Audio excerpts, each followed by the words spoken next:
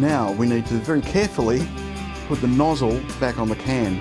Don't press it down too hard or we'll be decanting straight onto the veranda floor. So we have a nozzle with a straw.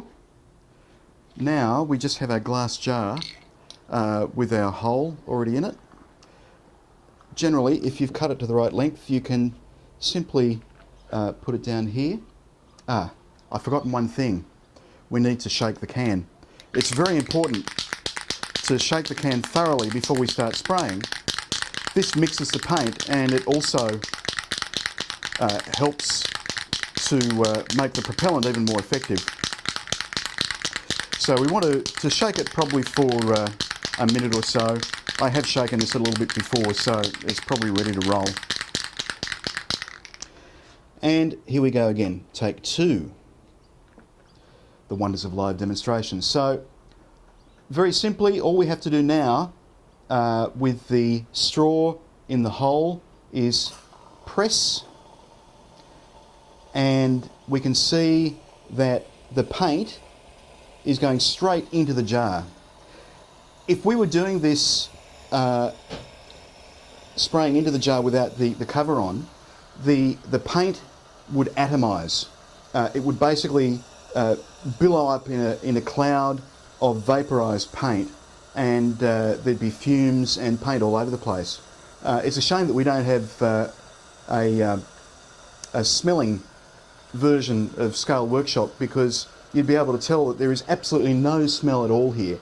The reason we're doing it outside though is because it's very easy for things to go wrong. If I've managed to miss a spot of taping and masking the nozzle, then we could wind up with large drips of paint and spraying all over the place. So better to be safe than sorry. And we can see, in fact, that we are actually getting a little bit of overspray here as well. And we've got a protected covering on the kids' pool table. So we just continue to do that until we fill the jar. It doesn't really take very long. It is still a little bit messy. You can see my hands have got a bit of paint on them. But we have, after just a few seconds, a jar full of gloss sea blue paint. And this is ready to use. Now, but it's not ready to use straight away. One very important trick to handling paint once it's been decanted out of a spray can into a jar is that you should never ever cover the jar tightly for at least a half an hour. You might be able to see there's a bit of condensation on the jar there.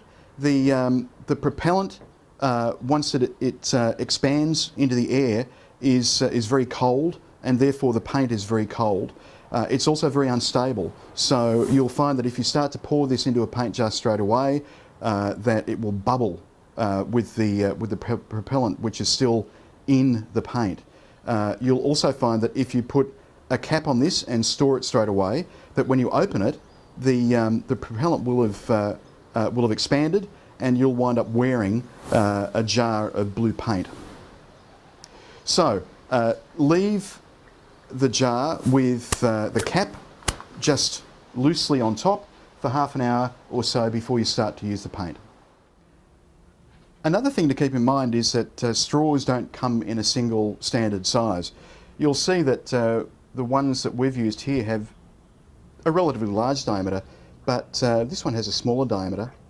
Depending on the can of paint that you're using, the nozzle will be different sizes as well. So it's handy to mix and match and try to find the closest size to the paint can that you're using.